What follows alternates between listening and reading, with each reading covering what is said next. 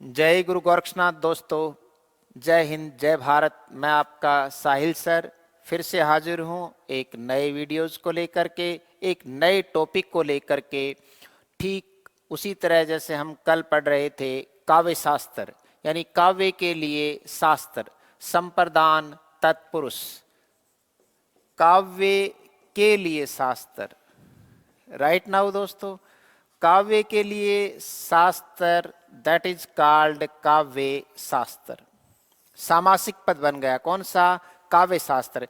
कवि में ये प्रत्यय लगाते ही दोस्तों काव्य शब्द की भी निर्मिति होती है और काव्य के लिए शास्त्र, और दोस्तों क्या बन के तैयार हो गया? सामासिक पद बन गया काव्य शास्त्र। काव्य शास्त्र में कल हमने पढ़ा अरस्तु का बेहतरीन सिद्धांत विरेचन। अरस्तु का कौन सा सिद्धांत पढ़ा हमने? विरेचन सिद्धांत। राइट, यानी काव्य शास्त्र के उस टॉपिक पर कल हमने गहनता से विचार किया था। Right now, right sir. काव्य के लिए शास्त्र यानी कौन से तत्वों को लेकर काव्य सुंदर बन सकता है। जैसे स्त्री के लिए भी सौंदर्य शास्त्र होता है, उसी प्रकार काव्य के लिए भी सौंदर्य शास्त्र होता है। इसी काव्य शास्त्र का दूसरा नाम दोस्तों सौंदर्य शास्त्र है। ये काव्य शास्त्र का सिनोनिज्म है, यानी पर्याय है, पर्यायवाची है, सिनोनिज्म। काव्य के लिए शास्त्र, और इसी काव्य शास्त्र का दूसरा नाम सौंदर्य शास्त्र है दोस्तों। कल हमने अरस्तु का विरेचन सिद्धांत पढ़ा। अरस्तु के बारे में हमने बहुत सारी बातें की कि 384 ईस्वी पूर्व, यानी आज से 2400 वर्ष पहले एथेंस में किसका जन्म हुआ? अरस्तु यानी अरिस्टोटल का जन्म हुआ। 384 ईस्वी पूर्व, ईसा से भी पहले, प्लस 2021वां वर्ष बीत रहा है, यानी 2400 वर्ष पहले दुनिया के सबसे बड़े अफलातून अरिस्टोटल पर कल हमने वक्तव्य जारी किया। हमने दोनों ने उसको ठीक से पढ़ा। आज हम फिर से पढ़ेंगे अरस्तु का नया सिद्धांत, अनुकरण सिद्धांत। अरस्तु का कौन सा सिद्धांत पढ़ेंगे आज? अनुकरण सिद्धांत पर बातचीत करेंगे। इसको ठीक से हम लोग विश्लेषित करेंगे, क्योंकि इन सिद्धांतों में मुख्यतः कथन पूछे जाते हैं कि कौन सा कथन अनुकरण सिद्धांत के संदर्भ में गलत है या कौन सा कथन सही है। इस पर अवलंबित जितने भी प्रश्न होते हैं वो पूरा विश्लेषित करने पर, पूरा एनालिसिस करने पर ही सामने आएगा। हालांकि ये सिद्धांत भी उन्होंने प्लेटो के अनुकृति सिद्धांत की व्याख्या करते समय दिया था। किसने? अरस्तु ने। राइट दोस्तों, अरस्तु का ये अनुकरण सिद्धांत भी प्लेटो के अनुकृति सिद्धांत की ही व्याख्या है। और जब प्लेटो ने ये कहा कि कवियों को तड़ी पार कर दो, मैं सिकंदर महान को अध्यादेशित करता हूं कि कवियों की कविता किसी भी देश के नागरिकों को दुर्बल बनाती है और गुलामी को सीधा निमंत्रण भेजती है, इस तथ्य के खिलाफ उन्होंने, यानी अरिस्टोटल ने जो सिद्धांत दिया उसे विरेचन सिद्धांत के नाम से जाना जाता है। प्लेटो ने एक सिद्धांत दिया अनुकृति। वो कहता है, कौन कहता है? प्लेटो कहता है कि वृक्ष ईश्वर की निर्मिति है। यानी वृक्ष को कौन बनाता है? ईश्वर बनाता है, प्रकृति बनाती है। इस वृक्ष को किसने बनाया है? ईश्वर ने बनाया। इस वृक्ष का जो बढ़ई होता है, यानी खाती जो होता है, कारपेंटर जो होता है, वो सुंदर सा पर्यंक बना देता है, यानी पलंग बना देता है। और कवि इस पलंग के सौंदर्य का वर्णन करता है।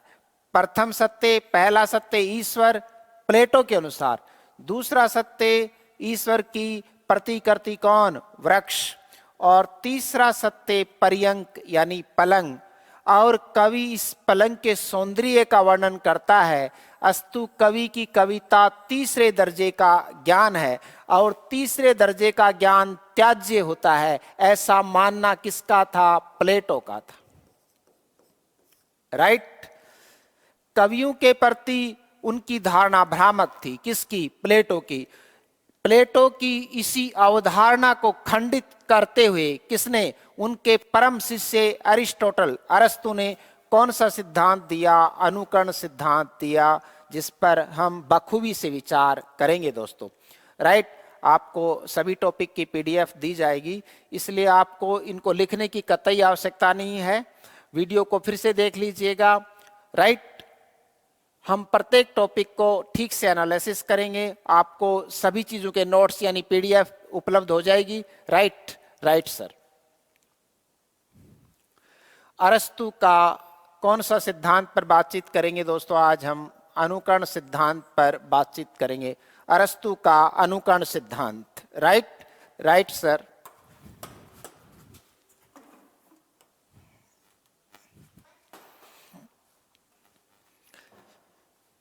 काव्य की आत्मा पर, हालांकि काव्य की आत्मा रस होती है, भारतीय काव्य शास्त्र में भी काव्य आत्मा पर बहुत सारा विमर्श हुआ है। काव्य की आत्मा पर विचार करते समय अरस्तु ने अनुकरण को काव्य की आत्मा घोषित किया। ये सबसे बेहतरीन क्वेश्चन है। क्वेश्चन नहीं होता दोस्तों, क्वेश्चन होता है। क्वेश्चन का मतलब तो तकिया होता है, ये क्वेश्चन है। काव्य की आत्मा पर विचार करते समय बात पर बखूबी से गौर करेंगे दोस्तों।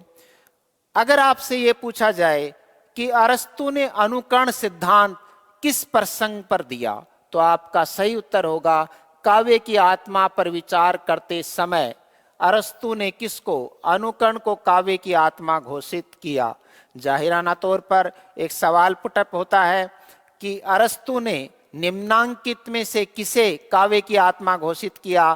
पहला ऑप्शन होता है विरेचन, दूसरा ऑप्शन होता है ट्रेजेडी यानी त्रासदी, तीसरा ऑप्शन होता है रस, और चौथा ऑप्शन है अनुकरण। दोस्तों याद रखिए, अरस्तु ने काव्य की आत्मा किसे कहा है? अनुकरण को ही काव्य की आत्मा कहा है। जैसे कुंतक ने वक्रोक्ति को कहा कि वक्रोक्ति जीवितम काव्यम। राइट, और आचार्य वामन ने किसको कहा? रीतिरात्मा काव्यश्यम, रीति ही काव्य की आत्मा है। राइट, ठीक उसी प्रकार एरिस्टोटल ने यानी अरस्तु ने अनुकरण को काव्य की क्या घोषित किया? आत्मा। राइट, 2 ऑब्जेक्टिव टाइप्स क्वेश्चन हमारे सामने पुटअप किए जा चुके हैं। अनुकरण के लिए अरस्तु ने मिमोसिस, कई जगह पर मिमेसिस लिखा हुआ है, मिमोसिस चूंकि लैटिन वर्ड है, कौन? मिमोसिस। जैसे विरेचन के लिए उन्होंने कौन से शब्द का इस्तेमाल किया? कैथारसिस, कई जगह पर कैथारसिस लिखा हुआ मिलेगा। राइट, विरेचन के लिए उन्होंने कैथोरसिस शब्द का प्रयोग किया। राइट, जबकि अनुकरण के लिए उन्होंने मिमोसिस शब्द का प्रयोग किया, जिसका अंग्रेजी रूपांतरण है। अंग्रेजी में क्या कहते हैं? इमिटेशन कहते हैं। राइट, और जिसे हिंदी में क्या कहा गया है? अनुकरण कहा जाता है, जिसका अंग्रेजी रूपांतरण है इमिटेशन। दोस्तों ये जो अंग्रेजी अल्फाज लिखा हुआ है ये बिल्कुल सही है। अंग्रेजी जो शब्द है वो ठीक ऐसे ही लिखा जाएगा, अंग्रेजी। राइट, जो अमूमन लोग लिखते हैं ये वाला, ये सही नहीं है, अशुद्ध अल्फाज है ये चूंकि फ्रेंच भाषा का शब्द है अंग्रेजी, यानी इंग्लिश को फ्रेंच लैंग्वेज में, किसको दोस्तों? इंग्लिश को फ्रेंच लैंग्वेज में अंग्रेजी के नाम से जाना जाता है। हिंदी में इसी इंग्लिश को आंग्ल भाषा के नाम से जाना जाता है। कौन सी भाषा के नाम से? आंग्ल भाषा। राइट, अनुकरण के लिए एरिस्टोटल यानी अरस्तु ने किस शब्द का प्रयोग किया? मिमोसिस, जिसका अंग्रेजी रूपांतरण है इमिटेशन और इसका हिंदी रूपांतरण है अनुकरण। अरस्तु ने अनुकरण को काव्य की आत्मा घोषित किया। पाश्चात्य सौंदर्य शास्त्र, जैसा कि मैं पहले ही आपसे गुजारिश कर चुका हूं कि काव्य शास्त्र यानी काव्य के लिए शास्त्र, इसी का सिनोनिज्म है सौंदर्य शास्त्र। सौंदर्य शास्त्र, द एस्थेटिक्स।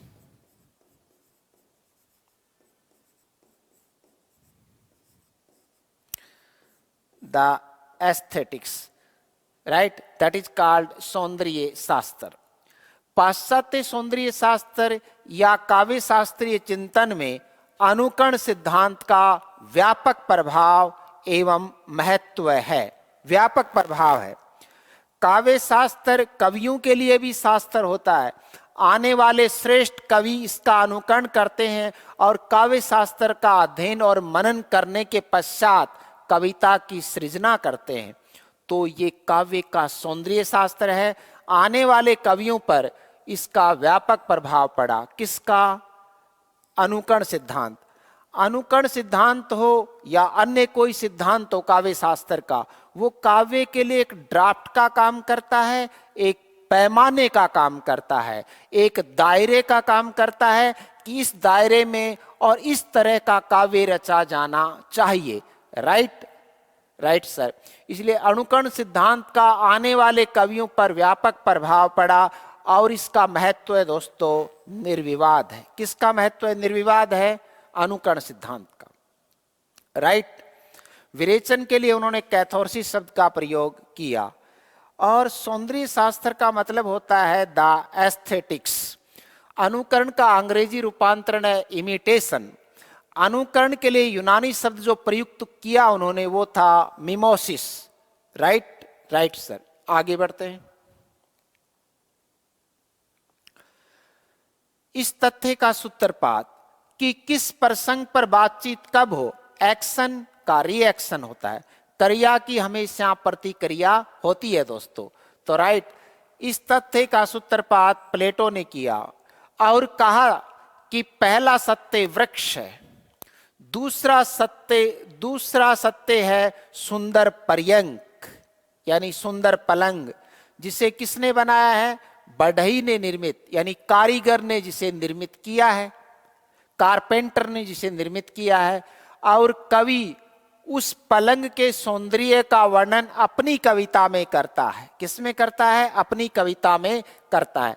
अस्तु कवि की कविता सत्य से तिगुना दूर है और समाज के लिए हानिकारक है, ऐसा किसका मानना था? प्लेटो का। और उसका रिएक्शन ही अनुकरण सिद्धांत है, क्योंकि तीसरे दर्जे का ज्ञान पूर्णतया त्याज्य है, त्यागने योग्य है, ऐसा मानना अरस्तु के गुरु प्लेटो का था।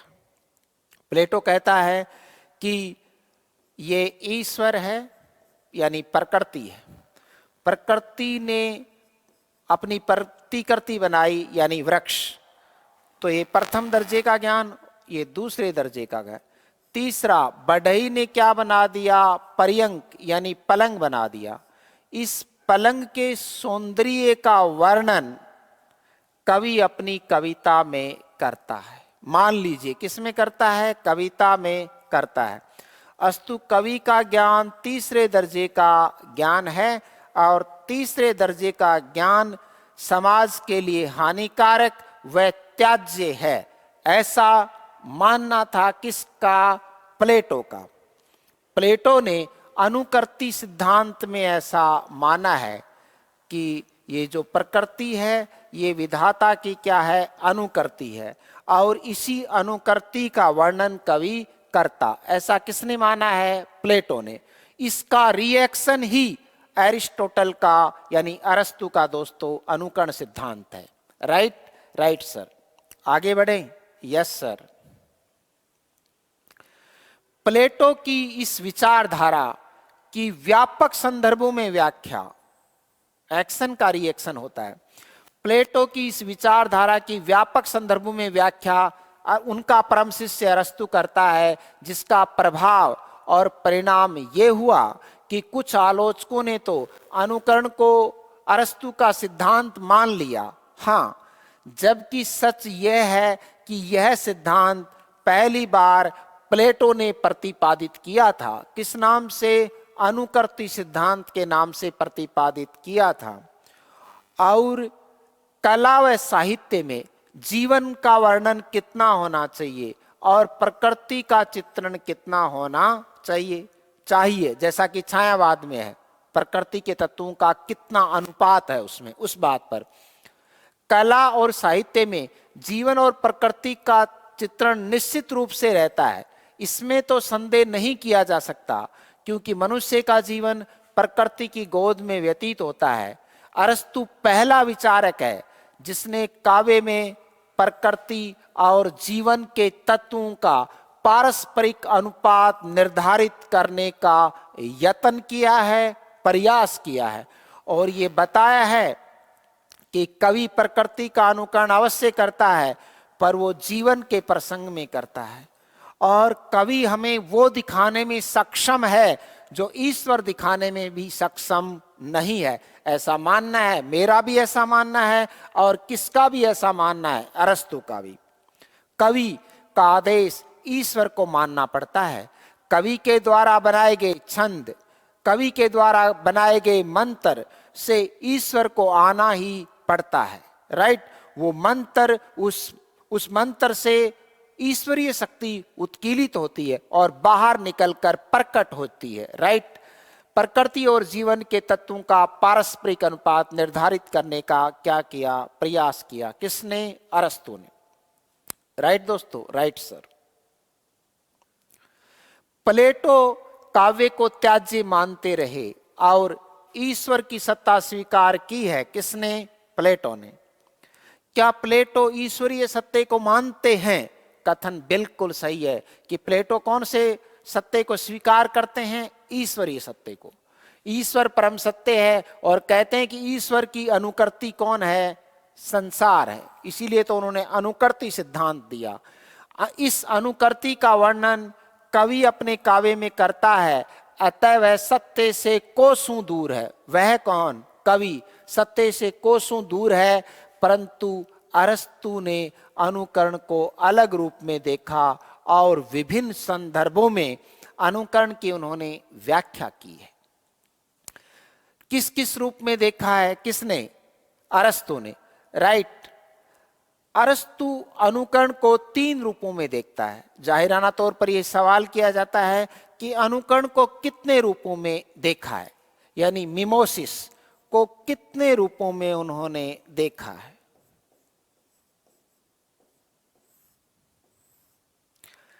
प्रथमतः एक तो प्रकृति और जीवन जैसा है वैसा ही चित्रण करना यथार्थवादी अनुकरण कहलाता है। ये मानना किसका है, अरस्तु का, कि एक तो प्रकृति और जीवन जैसा है वैसा ही क्या करना, वर्णन करना, ये यथार्थवादी अनुकरण है। और यह यथार्थवादी अनुकरण केवल इतिहासकार करता है।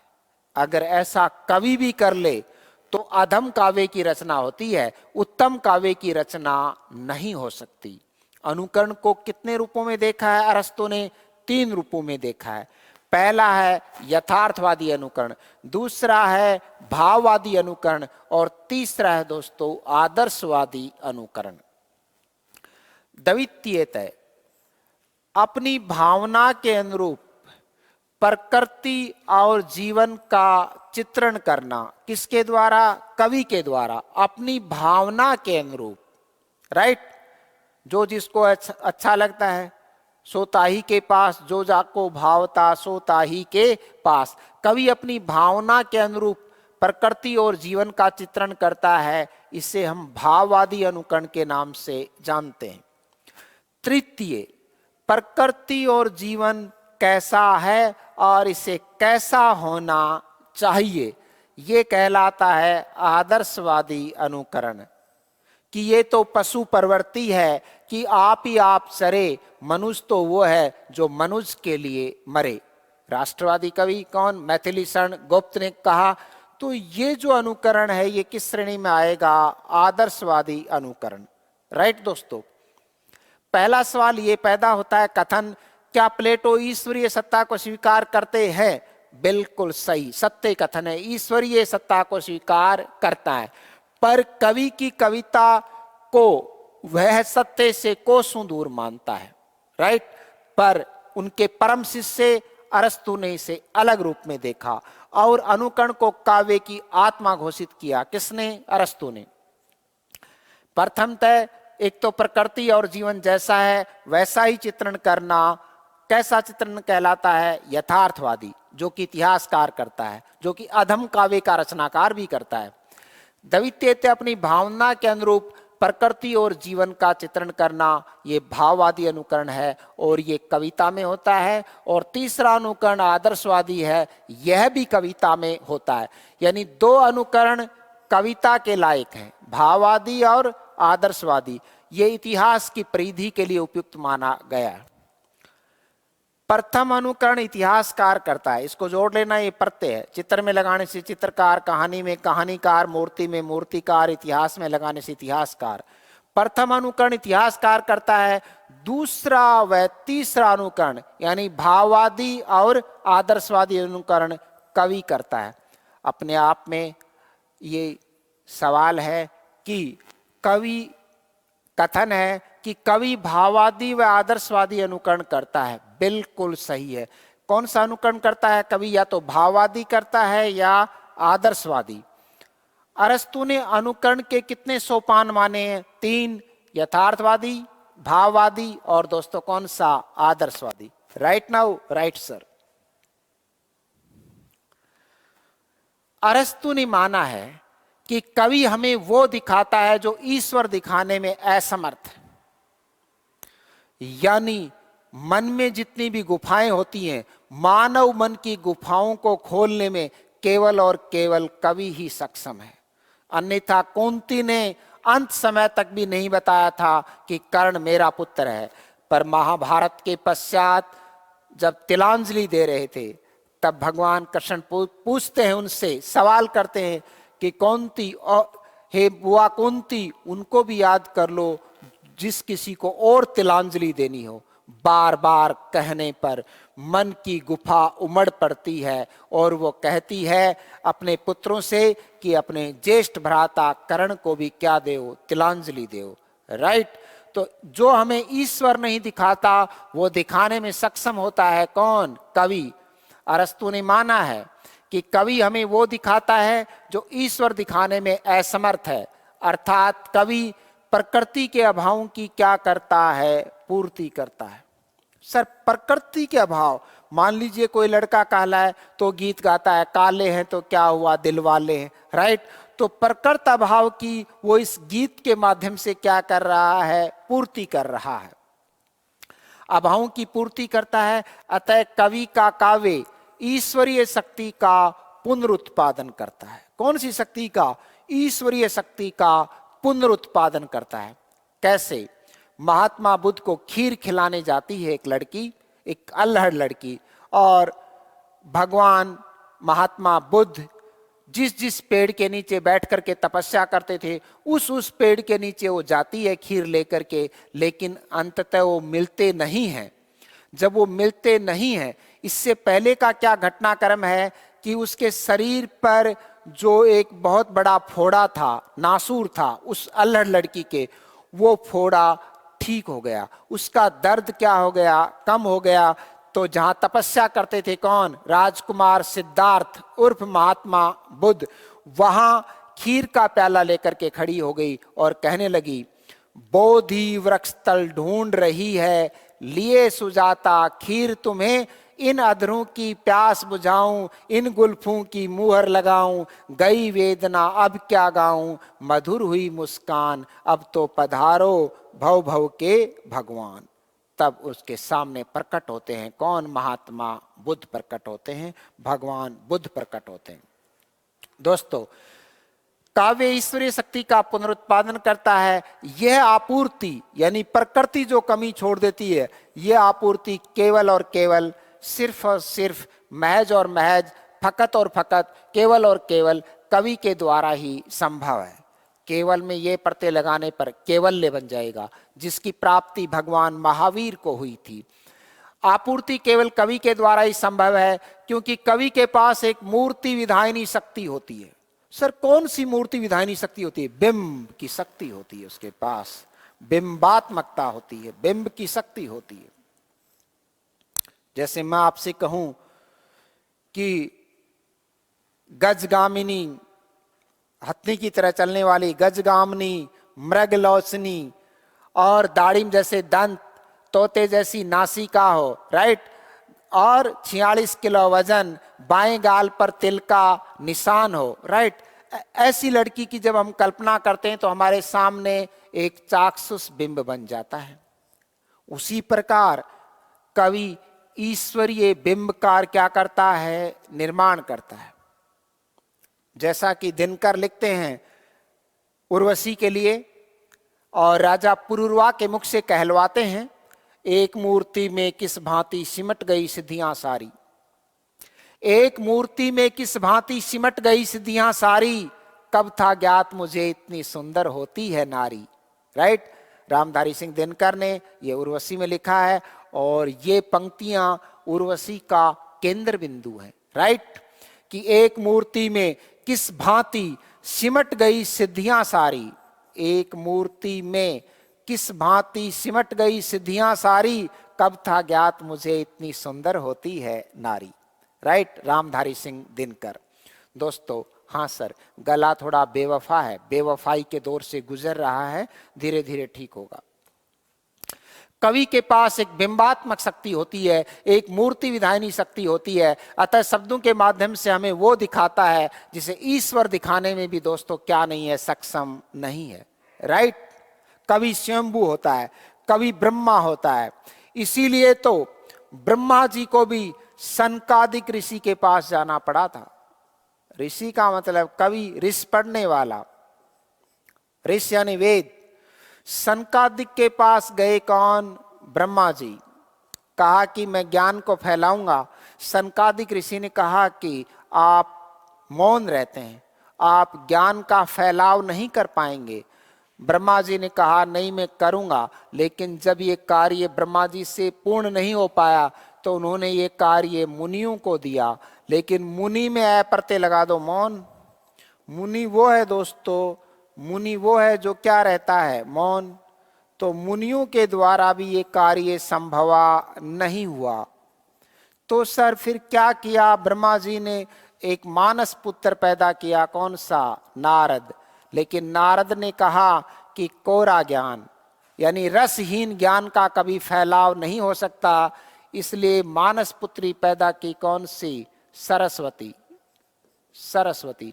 इसीलिए दोस्तों आप हनुमान चालीसा में पढ़ते हैं, सनकादि ब्रह्मादि मुनीसा नारद सारद सहित अहिसा। राइट, सनकादि ब्रह्मादि मुनीसा नारद सारद सहित अहिसा। राइट, अतः शब्दों के माध्यम से कवि हमें वो दिखाता है जिसे ईश्वर भी दिखाने में सक्षम नहीं है। कवि के पास शब्द योजना होती है। सर समझे नहीं। मान लीजिए मैं कहूं, किसको कहूं? आपको कहूं कि पानी पिला दीजिए, तुम्हारे पास बहुत पानी है। और एक ऐसे कहूं, तू प्यार का सागर है, तेरी एक बूंद के प्यासे हम। तो ये शब्द योजना, ये कौन सी योजना है? शब्द योजना। मैं शब्द योजना के बारे में और बातचीत अभी आपसे कर रहा हूं।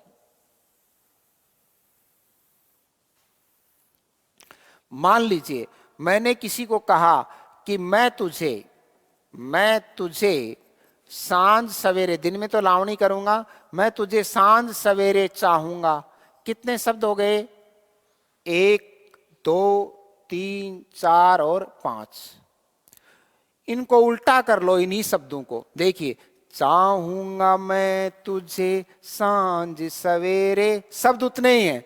चाहूंगा शब्द को मैंने पहले स्थान पर ले आया, और इस योजना का नाम ही तो क्या है? शब्द योजना है। चाहूंगा मैं तुझे सांझ सवेरे। दोस्तों, शब्द वोकैबुलरी पावर सबके पास होती है, शब्द संपदा सबके पास होती है, पर उसकी योजना सबके पास नहीं होती। कवि के पास शब्द योजना होती है, जिसके द्वारा वह मानव मन की गुफाओं को खोलने में समर्थ है। किसकी गुफाओं को खोलने में समर्थ है? मानव मन की गुफाओं में जितने सत्य अनुभूत हैं, और जिस कड़वे सत्य को भी, जिस कटु अनुभव को भी मनुष्य ने पी रखा है, उस कड़वे अनुभव को भी बाहर निकाल देता है। सर जैसे दोनों ने किया था प्यार, मगर तू भूल गई मुझे याद रहा। तो ये मन की गुफाओं को खोलने के पश्चात इस सत्य को बाहर निकाला गया। दोनों ने किया था प्यार, मगर तू भूल गई मुझे याद रहा। कवि के पास शब्द योजना होती है, जिसके द्वारा वह मन की गुफाओं को खोलने में क्या है? सक्षम है। मन में इतनी गुफाएं हैं कि समस्त पृथ्वी का परिमाप भी उसमें समा जाए, तो भी इतनी गुफाएं होती हैं, इतनी बातें उसके अंदर अनुभूत शक्ति के रूप में होती हैं कि जिनको कभी किसी ने बताया ही नहीं। अरस्तु पहला विचारक है। सर समझे नहीं, किस प्रकार का पहला विचारक है? कविता पर पहले पाबंदियां थी। सर समझे नहीं, दार्शनिक जिस कविता को अच्छा मानते थे वही कविता प्रकट की जाती थी। राजनीतिज्ञों के लिए जो कविता हानिकारक थी उस पर पाबंद लगा दिए जाते थे। नीति शास्त्री, एथिक्स के जन्मदाताओं ने कविता पर विभिन्न प्रकार की पाबंदियां लगा रखी थी, जबकि कविता तो परम सत्य है। अरस्तु पहला विचारक है जिसने कविता को दार्शनिकों, राजनीतिज्ञों और नीति शास्त्रियों के चुंगल से मुक्त करा दिया। और ये कथन सर्वदा सत्य है कि अरस्तु पहला विचारक है जिसने किसको? कविता को दार्शनिकों, फिलोसफरों, राजनीतिज्ञों और नीति शास्त्रियों के चुंगल से क्या करा दिया? मुक्त करा दिया। और ये स्पष्ट घोषणा की कि कवि हमें वो दिखाने में सक्षम है जो ईश्वर दिखाने में सक्षम नहीं है। कवि की कविता ईश्वरीय शक्तियों का पुनरुत्पादन है। राइट, ईश्वरीय शक्तियों का क्या है? पुनरुत्पादन है। कवि का आदेश ईश्वर को भी मानना पड़ता है। राइट, ऐसा मानना किसका? अरस्तु का। हाँ, वो ये मानता है कि कवि अनुकरण अवश्य करता है, पर वो एक अवलंब के रूप में अनुसरण करता है। किसके रूप में? अवलंबन के रूप में, आलंबन के रूप में नहीं करता है। आगे बढ़ते हैं दोस्तों। अरस्तु का मानना है कि प्रकृति में भी अपूर्णता होती। अरस्तु का मानना है कि प्रकृति में अपूर्णता होती है। उस अपूर्णता को कवि ढक देता है। उस अपूर्णता को कवि क्या कर देता है? ढक देता है। पहाड़ उतना सुंदर नहीं होता जितना कि कविता में दिखाया जाता है कि हिमगिरी के उतंग शिखर पर बैठ शिला की शीतल छां, एक पुरुष भीगे नैनों से देख रहा था प्रलय परवाह। राइट, पंत को भी अंत में कहना पड़ा, सुमन सुंदर विहग सुंदर पर मानव तुम सबसे सुंदरतम। सुमन यानी फूल, सुमन सुंदर विहग सुंदर पर मानव तुम सबसे सुंदरतम। हालांकि पंत पहले क्या कहते हैं कि बाले तेरे बाल जाल में कैसे उलझा दूं लोचन, भूल अभी से इस जग को। इस जग को यानी किसको? प्रकृति को। लेकिन बाद में उन्हें कहना पड़ा कि सुमन सुंदर विहग सुंदर पर मानव तुम सबसे सुंदरतम। ये किसकी पंक्ति है दोस्तों? सुमित्रानंदन पंत, जिनका वास्तविक नाम गुसाई दत्त था। जिनका वास्तविक नाम दोस्तों क्या था? गुसाई दत्त था। अल्मोड़ा में पैदा हुए गुसाई दत्त, जो कि सुमित्रानंदन पंत के नाम से काव्य की दुनिया में आते हैं, और ये लोकायतवादी कवि हैं। अरस्तु का मानना है कि प्रकृति में अपूर्णता होती है, उस अपूर्णता को कवि ढक देता है या पाट देता है। उस अपूर्णता, जो प्रकृत अपूर्णता है, उसको भी ढक देता है। अर्थात प्रकृति में षड रस है। सट से बनता है सट रस। प्रकृति में कितने प्रकार के रस पाए जाते हैं? 6 प्रकार के। यानी कितने प्रकार के रस पाए जाते हैं? 6 प्रकार के रस पाए जाते हैं। किसमें? प्रकृति में। जबकि कविता में 9 रस हैं। बात पर पूरा गौर करेंगे, सुनेंगे। आज हिंदी में 11 रस हैं। वात्सल्य और भक्ति। वात्सल्य विश्वनाथ ने जोड़ दिया, नया रस। वात्सल्य और भक्ति को मिलाकर हिंदी में कितने रस हैं? वर्तमान में 11। लेकिन तत्कालीन समय की व्याख्या है कि अर्थात प्रकृति में षड रस हैं, 6 प्रकार के रस हैं, खट्टा मीठा, इस तरह से पदार्थों में, प्रकृति में। जबकि कविता में कितने रस हैं? 9 रस हैं। ये व्यतिरेक अलंकार वाली बात हो गई। यानी कविता ज्यादा है। किससे ज्यादा है? प्रकृति से ज्यादा है। प्रकृति में कितने रस पाए जाते हैं? षड रस, यानी 60 प्लस रस। जबकि कविता में 9 रस और वर्तमान में हिंदी में 11 रस। कौन कौन से 2 नए रस जोड़े गए? भक्ति रस और वात्सल्य रस। भक्ति 11वें रस के रूप में पंडितराज जगन्नाथ ने, और वात्सल्य 10वें रस के रूप में किसने? आचार्य विश्वनाथ ने। राइट, आप इसको ऐसे भी याद रख सकते हैं, वात्सल्य और विश्वनाथ, साहित्य दर्पण में 10वें रस के रूप में कौन से रस की प्रतिष्ठा हुई? और उत्तर होगा वात्सल्य। वात्सल्य को 10वें रस के रूप में प्रतिष्ठित करने का श्रेय जाता है आचार्य विश्वनाथ। कौन आचार्य विश्वनाथ? साहित्य दर्पण के रचयिता, राइट। काव्य शास्त्र की बेहतरीन पुस्तक साहित्य दर्पण।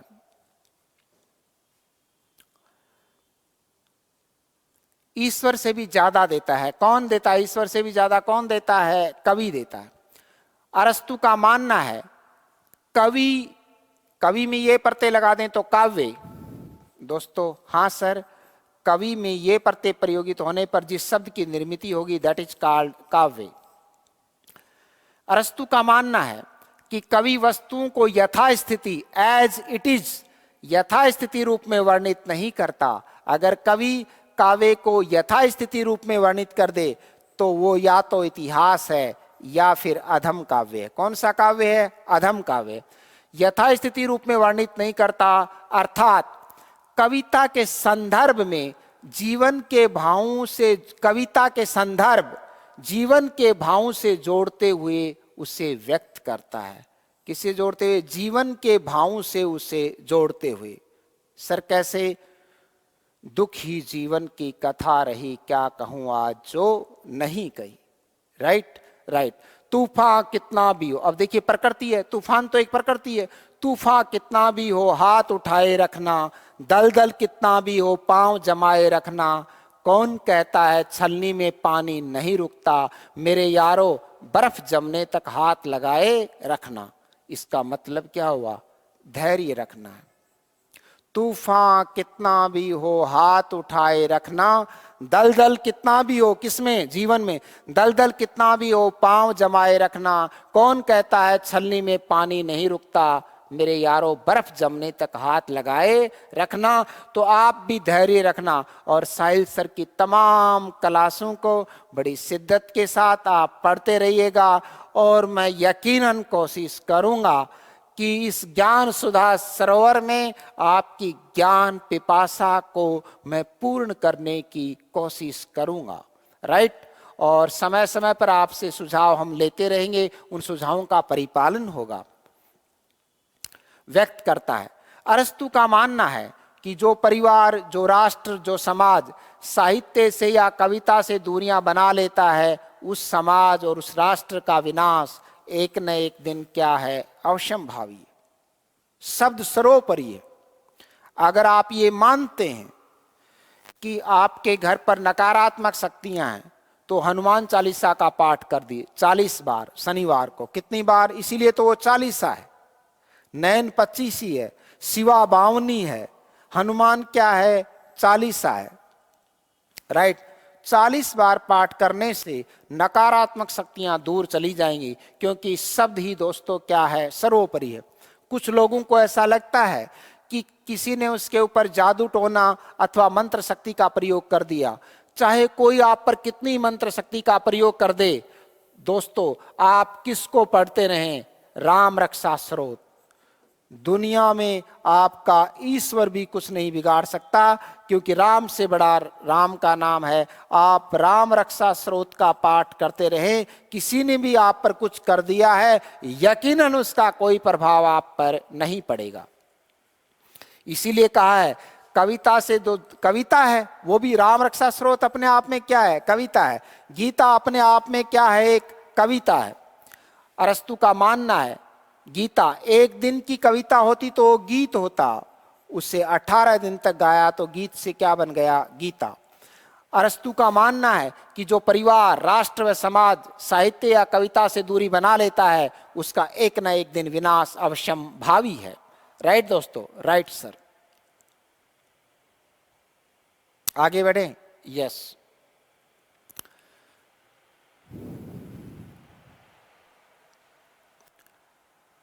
अरस्तु पहला विचारक है जिसने साहित्य को सौंदर्यवादी दृष्टि से देखा।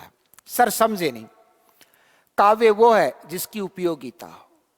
सर समझे नहीं, मान लीजिए कोई हताश हो गया, जीवन से निराश हो गया, उसमें वापिस आशा का संचार करना, उस व्यक्ति में कुछ कर गुजरने की शक्ति पैदा करना, यही तो काव्य की उपयोगिता है।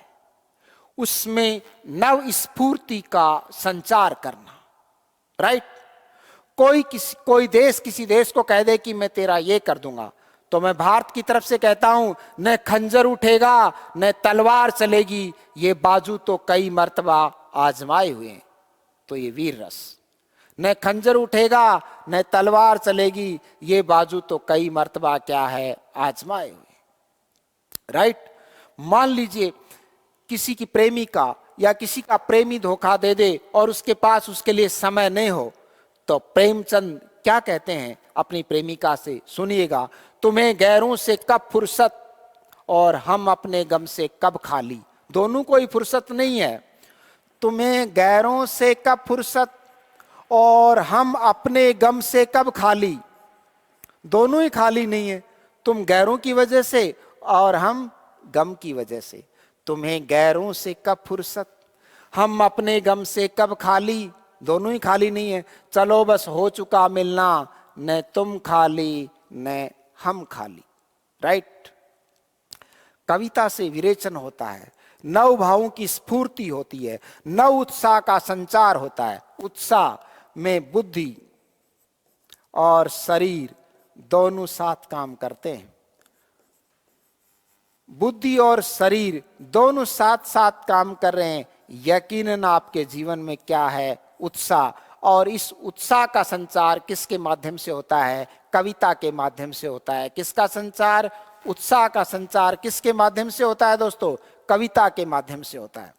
कि हमने तुम्हारी आंखों में क्या क्या नहीं देखा, कभी कातिल तो कभी खुदा देखा। हमने तुम्हारी आंखों में क्या क्या नहीं देखा, कभी कातिल तो कभी खुदा देखा, राइट। सौंदर्यवादी दृष्टि से देखा। और अगर हम राम रक्षा स्रोत पढ़ते हैं, हम बजरंग बाण पढ़ते हैं, तो ये भी दृष्टि कौन सी हो गई, सौंदर्यवादी हो गई। उससे आपका, आपके परिवार का और आपके गांव तक का भला होता है। उपयोगितावादी दृष्टि से देखा और कहा कवि अनुकरण अवश्य करता है, परंतु वह सीधा अनुकरण न होकर समाज के लिए और समाज कैसा होना चाहिए इसका अनुकरण करता है।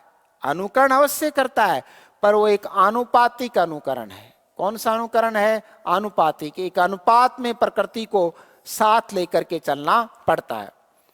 कवि का अनुकरण भविष्यवादी होता है, राइट। कवि वो घोषणा कर देता है जो आगे निकट भविष्य में होने वाला है। जैसे प्रसाद ने लिखा था, शक्ति के विद्युत कण बिखरे हैं हो निरुपाय, समन्वय इनका करें तो विजयनी मानवता हो जाए। इन्हीं विद्युत कणों का, इन्हीं इलेक्ट्रॉन का आपने समन्वय किया, मोबाइल बन गया। और 1966 में रदरफोर्ड बंधुओं को कहना पड़ा कि पूरी प्रकृति इलेक्ट्रॉन से बनी है, जबकि जयशंकर प्रसाद ने 1935 में कह दिया कि शक्ति के विद्युत कण बिखरे हैं हो निरुपाय, समन्वय इनका करें तो विजयनी मानवता हो जाए। कवि का जो अनुकरण है वो भविष्यवादी होता है, क्योंकि कवि, इनको इरेज करें, क्योंकि कवि शब्दों के द्वारा हमें कभी कभी तो सदियों पूर्व के युग में ले जाता है, महाभारत काल में ले जाता है। किसके माध्यम से, शब्दों के माध्यम से। और वो संस्कृति हमारी आंखों के सामने जीवित हो उठती है, क्योंकि कवि शब्दों के द्वारा हमें सदियों पूर्व के युग में ले जाता है और उसे हमारे सामने, यानी उस संस्कृति को हमारे सामने पुनर्जीवित कर देता है। कौन पुनर्जीवित कर देता है, कवि पुनर्जीवित कर देता है, राइट। फॉर एग्जाम्पल, कृष्ण और अर्जुन में जो संवाद होते हैं उसे हम कृष्ण अर्जुन युद्ध के नाम से भी जानते हैं। कृष्ण अर्जुन युद्ध का मतलब समझिए आप, कृष्ण और अर्जुन में शारीरिक तौर पर युद्ध नहीं होता। कृष्ण अर्जुन युद्ध का मतलब है अर्जुन ने जो प्रश्न पूछे हैं, अर्जुन ने जो शंकाएं उठाई हैं उवाचते हुए, बोलते हुए, उनका उत्तर ही कौन देते हैं, भगवान कृष्ण। और इसे कृष्ण अर्जुन युद्ध के नाम से भी जाना जाता है, राइट। और उसे हमारे सामने पुनर्जीवित कर देता है। कौन पुनर्जीवित कर देता है, कवि। फॉर एग्जाम्पल, निराला लिखते हैं, तुलसीदास में क्या लिखते हैं अपनी रचना तुलसीदास में कि अनाहूत जो तुम आए, धो दिया धर्म कुल सुत, राम के नहीं तुम काम के सुत कहलाए, हो बिके बिना दाम के, मैं कुछ नहीं केवल हाड़ चाम के। ऐसा कह देती है कौन? रत्नावली कह देती है। हरि सु हेत लगाऊं तो म्हारा साहिबा, जितना हेत यानी प्यार मुझसे कर रहे हो उतना अगर किससे करते हरि से तो सदियों सदियों तक प्रसिद्ध हो जाते। हरि सु हेत लगाऊं तो म्हारा साहिबा हमारे सामने पुनर्जीवित कर देता है। अरस्तु का कथन है कि हमारा अनुभव ये बताता है, अनुकरण के बारे में बातचीत करता है कि बहुत सी बातें या वस्तुएं हमें यथार्थ में देखने पर दुखदाई होती हैं। फॉर एग्जाम्पल, किसी मरे हुए व्यक्ति को दिखाया जाए, आपको कोई जानवर आपको दिखाया जाए डरावना, हमारा अनुभव ये बताता है कि बहुत सी बातें या वस्तुएं यथार्थ में देखने पर दुखदाई होती हैं, पर किसी कलाकृति में इनका वास्तविक प्रस्तुतिकरण क्या होता है? आनंदमयी होता है। राइट सर, समझे नहीं? मान लीजिए कोई ट्रेजेडी का नाटक है, दुखांत नाटक है, तो आपके अश्रुधार उठेगी, उसके बावजूद भी आप अपने आप को हल्का महसूस करेंगे और किसकी प्राप्ति होगी? आपको आनंद की प्राप्ति होगी। बहुत सी बातें या वस्तुएं यथार्थ में देखने पर हमें क्या होती हैं? दुखदाई, पर किसी रचना में या किसी कलाकृति में इनका वास्तविक प्रस्तुतिकरण क्या होता है? आनंदमयी होता है।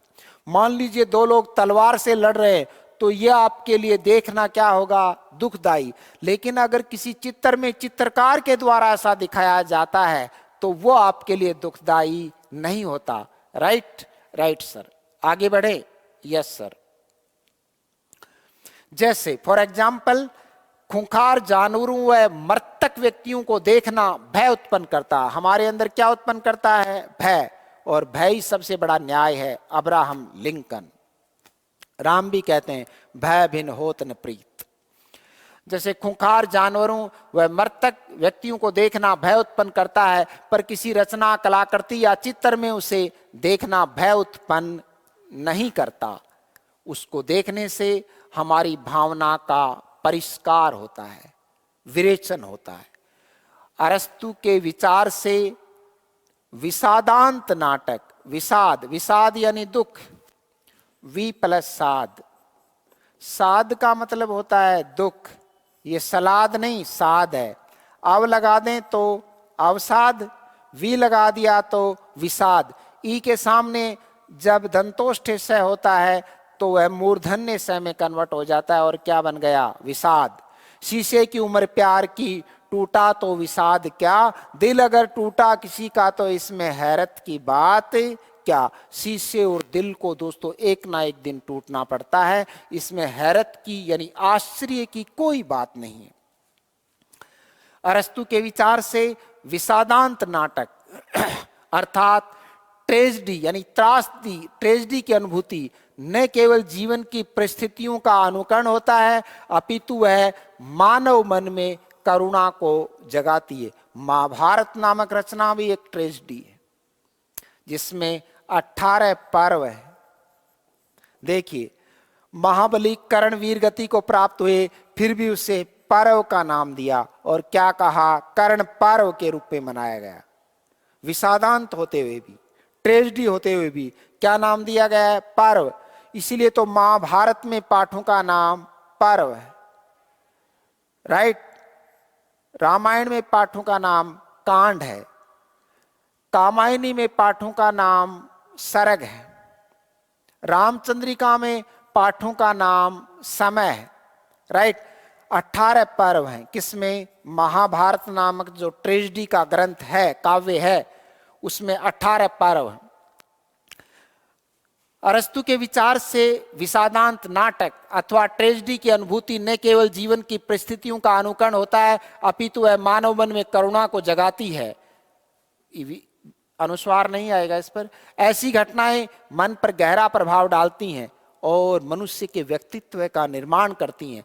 अरस्तु के विचार से इसका सबसे सशक्त और प्रभावशाली माध्यम केवल और केवल, सिर्फ और सिर्फ, फकत और फकत, केवल और केवल, महज और महज कौन है? कविता है। कविता की जबरदस्त पैरवी कर रहा है कौन? अरस्तु। एक पॉलिटिकल थिंकर होने के बावजूद भी, चिकित्सा विज्ञान का जनक होने के बावजूद भी, ख्यातनाम नीति शास्त्री होने के बावजूद भी अरस्तु कवि नहीं था, फिर भी कवि और उसकी कविता की हमेशा उसने पैरवी की है। किसने? अरिस्टोटल ने। और कविता को नीति शास्त्रियों, दार्शनिकों और राजनीतिज्ञों के चुंगल से उसे मुक्त करवाया। अरस्तु के विचार से जीवन पर या मन पर जो सबसे गहरा प्रभाव डालती है वो केवल और केवल कौन है? कविता है। ऐसी घटनाएं मन पर गहरा प्रभाव डालती हैं। अरस्तु के विचार से इसका सबसे सशक्त व प्रभावशाली माध्यम दोस्तों कौन है? कविता है। अरस्तु ने अनुकरण को 3 रूपों में देखा। 3 ही तो सोपान बताए हैं, यथार्थवादी, भाववादी और आदर्शवादी, और 3 रूपों में प्रयुक्त किया कि अनुकरण भिन्न भिन्न वस्तुओं का या विषयों का होता है, भिन्न भिन्न वस्तुओं का या विषयों का होता है। कोई पेड़ों का वर्णन करता है, कोई नदी का, तो कोई ग्रहों की बात करता है, राइट। इसलिए भिन्न भिन्न वस्तुओं या विषयों का क्या होता है? अनुकरण। अनुकरण के साधन भी अलग अलग हैं। चित्रकार स्याही से, रंग से और तुलिका से वैसा करता है, और कवि शब्दों से वैसा करता है, राइट। कभी कभी चित्र वो दिखाने में सक्षम नहीं होता जो कि शब्द दिखाने में सक्षम है, और कभी कभी एक पूरा ग्रंथ वो दिखाने में सक्षम नहीं होता जो एक चित्र दिखाने में सक्षम हो जाता है। इसलिए अनुकरण के साधन भी अलग अलग हैं। कवि के लिए शब्द ही साधन है, चित्रकार के लिए उसकी तुलिका और रंग साधन है, राइट। अनुकरण के ढंग भी क्या होते हैं? अलग अलग होते हैं। सर समझे नहीं? कवि का चित्र अगर धुंधला पड़ जाए तो वापिस उसमें रंग चढ़ाया जा सकता है। कवि के चित्र को कोई व्यक्ति यह कह दे कि आपने यहां पर गलत रंग प्रयुक्त कर दिया तो वो उस रंग को बदल सकता है, लेकिन कवि अपने शब्दों को इस तरह बदल नहीं सकता है। संपूर्ण कविता और संपूर्ण काव्य का सांचा ढांचा ही बदल जाता है। इसलिए अनुकरण के ढंग भी क्या होते हैं? अलग अलग होते हैं।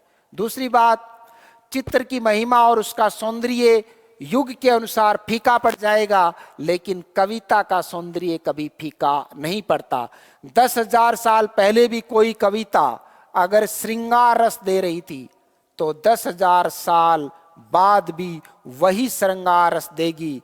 जैसे 70 के दशक में आया ये गीत, ये गलियां ये चौबारा, आना ना या दोबारा कि तेरा यहां कोई नहीं, राइट। वियोग श्रृंगार का बेहतरीन उदाहरण है। और सुनिएगा,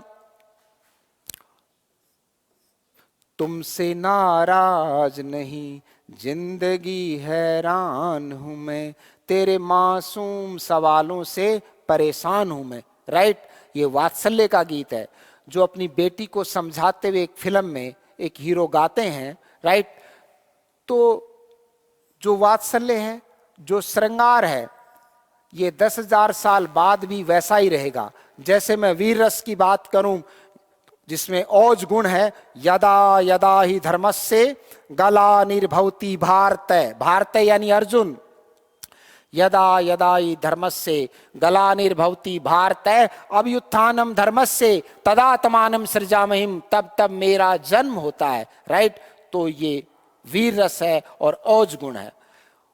यानी उनके चित्रकार के, इतिहासकार के और कवि के अनुकरण के ढंग भी क्या होते हैं दोस्तों? अलग अलग होते हैं, राइट नाउ। उनके ढंग भी क्या होते हैं? अलग अलग होते हैं। इस अनुकरण को जो हम पढ़ रहे हैं, कौन सा सिद्धांत? अरस्तु का अनुकरण सिद्धांत। इस अनुकरण से करुणापूर्ण आनंद की प्राप्ति होती है। बात को समझिएगा। सर क्या आचार्य शुक्ल रस श्रृंगार को ही महत्व देते हैं, लेकिन अरस्तु जो है करुण रस को महत्ता प्रदान करते हैं। कौन से रस को? करुण रस को। और करुण रस को आधार बना के ही त्रासदी यानी ट्रेजेडी सिद्धांत का प्रतिपादन किया था। किसने? अरस्तु ने। इस अनुकरण से करुणापूर्ण आनंद की प्राप्ति होती है और मन में अंतर्द्वंद्व जगता है। द्वंद्व को सही लिख देता हूं मैं, द्वंद्व, राइट, द के नीचे भी यहां पर वह। मन में क्या जगता है दोस्तों? अंतर्द्वंद्व, राइट। मनुष्य में द्वंद्व होना बेहद जरूरी है। तभी तो केशव कहते हैं किससे? अर्जुन से, हे पार्थ, हे गुडाकेश, हे धनंजय, हे भारत श्रेष्ठ अर्जुन, समासों में मैं द्वंद्व हूं, वृक्षों में मैं पीपल, नागों में मैं वासुकी हूं, एकाक्षरी छंदों में मैं ओंकार हूं और अदिति पुत्रों में मैं आदित्य हूं। मन में क्या होना लाजमी है? द्वंद्व। और इस करुणापूर्ण आनंद की प्राप्ति होती है, करुण रस की प्राप्ति होती है और मानव मन में अंतर्द्वंद्व जगता है। अनुकूल कलाओं में अरस्तु कहना चाहता है अगर आपको सर्वोच्च रस की प्राप्ति करनी है, कौन सी कला के माध्यम से? अनुकूल कलाओं में नाटक सर्वोच्च होता है। वह अन्य कलाओं की अपेक्षा सर्वाधिक रस प्रदान करता है। कौन? नाटक। इसीलिए तो भरत मुनि ने नाट्य शास्त्र लिखा और भरत मुनि की रचना नाट्य शास्त्र किस पर अवलंबित है? रस पर। इसीलिए नाट्य शास्त्र को पांचवां वेद भी कहा जाता है। वह अन्य कलाओं की अपेक्षा, वह कौन? नाटक, सर्वाधिक रस प्रदान करने वाला होता है। यद्यपि लेकिन उस समय के नाटक काव्य में लिखे जाते थे दोस्तों, इसलिए उनको काव्य नाटक के नाम से जाना जाता था। आप नाटक केवल गद्य को समझने की भूल कर रहे हैं। ये जो नाटक थे ये काव्य नाटक थे उस समय, तथाकथित समय में, तत्कालीन समय में। अनुकूल कलाओं में नाटक सर्वोच्च होता है, वह अन्य कलाओं की अपेक्षा सर्वाधिक रस प्रदान करने वाला होता है। यद्यपि उन्होंने अनुकरण को मनुष्य की सहज वर्ती, नैसर्गिक वर्ती के रूप में स्वीकार किया है। इतिहास से काव्य या कला पूर्णतः भिन्न है, चाहे वो चित्रकला ही क्यों न हो। इतिहास से काव्य या कला पूर्णतः भिन्न है, क्योंकि इतिहासकार उतना ही वर्णन करता है जितना घटित हुआ है, किंतु कवि या कलाकार या फनकार, कवि या कलाकार उसका भी वर्णन करता है जो कि निकट भविष्य में घटित हो सकता है। इसलिए कवि का अनुकरण भविष्यवादी होता है। कवि का अनुकरण क्या होता है दोस्तों? भविष्यवादी होता है। इन्हीं कारणों से काव्य जो है समस्त विधाओं में, तमाम ज्ञान की जो विधाएं हैं, चाहे वो राजनीति विज्ञान हो, चाहे वो नीति शास्त्र हो, राइट, चाहे वो इतिहास हो, इन्हीं कारणों से काव्य समस्त विधाओं में चिर है, शाश्वत है। और यह जो अनुकृति होती है काव्य में, ये संस्कारक होती है, मनुष्य की भावनाओं का परिष्कार करती है, मनुष्य की भावनाओं का विरेचन करती है। और अनुकरण को अरस्तु ने काव्य की आत्मा घोषित किया। किसकी आत्मा? काव्य की आत्मा घोषित किया। दोस्तों ये था आपका और अरस्तु का अनुकरण सिद्धांत। इस अनुकरण सिद्धांत को सार रूप में उसकी समीक्षा देखिएगा। अरस्तु के अनुकरण सिद्धांत की समीक्षा देखिए। पाश्चात्य समीक्षा के जो वस्तुवादी मानदंडों में किसी न किसी रूप में अरस्तु का अनुकरण सिद्धांत भी देखने को मिलता है। कुछ आत्मवादी होते हैं, कुछ कलावादी कवि होते हैं और कुछ कवि क्या होते हैं? वस्तुवादी यानी उपयोगितावादी होते हैं, राइट। अरस्तु का अनुकरण सिद्धांत उपयोगितावादी है, राइट। तभी तो कहा पाश्चात्य समीक्षा के वस्तुवादी मानदंडों में किसी न किसी रूप में अरस्तु का अनुकरण भी देखने को मिलता है। परंतु जो आत्मवादी कवि है या आत्मवादी दार्शनिक है या आत्मवादी आलोचक हैं या मनोविश्लेषणवादी कला चिंतक हैं, उनके साथ अरस्तु का अनुकरण सिद्धांत मेल नहीं खाता। और ये कथन निश्चित तौर पर पूछा जाएगा और ये कथन बिल्कुल सही है। अरस्तु का अनुकरण आत्मवादी नहीं है, अरस्तु का अनुकरण मनोविश्लेषणवादी भी नहीं है। अरस्तु का जो अनुकरण है वो उपयोगितावादी है यानी वस्तुवादी है, राइट। पाश्चात्य समीक्षा के जो वस्तुवादी मानदंड हैं, जो मूल्यवादी मानदंड हैं, जैसे मूल्यवादी समीक्षक, ठीक उसी प्रकार पाश्चात्य समीक्षा के वस्तुवादी मानदंडों में किसी न किसी रूप में अरस्तु का अनुकरण सिद्धांत भी देखने को मिलता है, परंतु जो आत्मवादी कवि या आलोचक हैं या मनोविश्लेषणवादी कला चिंतक हैं या आलोचक हैं, उनके साथ अरस्तु का अनुकरण सिद्धांत मेल नहीं खाता, क्योंकि कविता को क्रोचे जैसे विचारक तो केवल सहजानुभूति, मैं सहमत हूं क्रोचे से, क्योंकि कविता को बेनेदेत्तो क्रोचे, इनका पूरा नाम था बेनेदेत्तो क्रोचे फ्रॉम इटली, बेनेदेत्तो क्रोचे जैसे विचारक सहजानुभूति या सहज ज्ञान मानते हैं, राइट। कवि की रचना को गॉड गिफ्टेड मानते हैं, यानी विधि प्रदत्त मानते हैं, विधाता प्रदत्त मानते हैं, अथवा विधि प्रदत्त ज्ञान के आधार पर मानते हैं, क्योंकि ज्ञान के दो ही प्रकार माने किसने, क्रोचे ने, सहज ज्ञान और बौद्धिक ज्ञान। क्योंकि क्रोचे बेनेदेत्तो क्रोचे जैसे विचारक सहजानुभूति या सहज ज्ञान मानते हैं, अतः आत्मवादियों के अनुसार तो अनुकरण का प्रश्न ही नहीं उठता, यानी कवि बिल्कुल भी अनुकरण नहीं करता, कविता तो आत्मा की उपज है, ऐसा मानते हैं कौन, आत्मवादी। अंततः यही कहा जा सकता है कि कला और काव्य का सामाजिक पक्ष के साथ, अनुकरण का सामाजिक पक्ष के साथ एक शाश्वत रिश्ता है, और अनुकरण मनुष्य की सहज वर्ती है। और यह कथन निश्चित तौर पर पूछा जाएगा, और कथन इस प्रकार होगा कि अरस्तु का अनुकरण सिद्धांत आत्मवादियों से और मनोविश्लेषणवादियों से मेल नहीं खाता।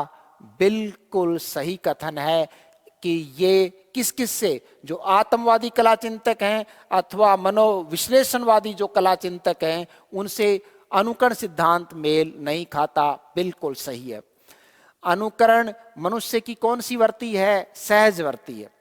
ये दृष्टांत दिया है कि बेनेदेत्तो क्रोचे जैसे विचारक कविता को केवल किस पर अवलंबित मानते हैं, सहज ज्ञान पर, गॉड गिफ्टेड ज्ञान पर ही अवलंबित मानते हैं।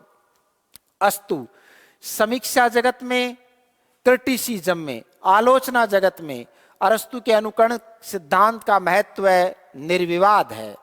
मतलब किसी रचना को देखते समय हमें इस तथ्य पर भी गौर करना चाहिए, किसी कविता का मूल्यांकन करते समय, कि उसमें प्रकृति का कितना अनुकरण हुआ है या नहीं हुआ।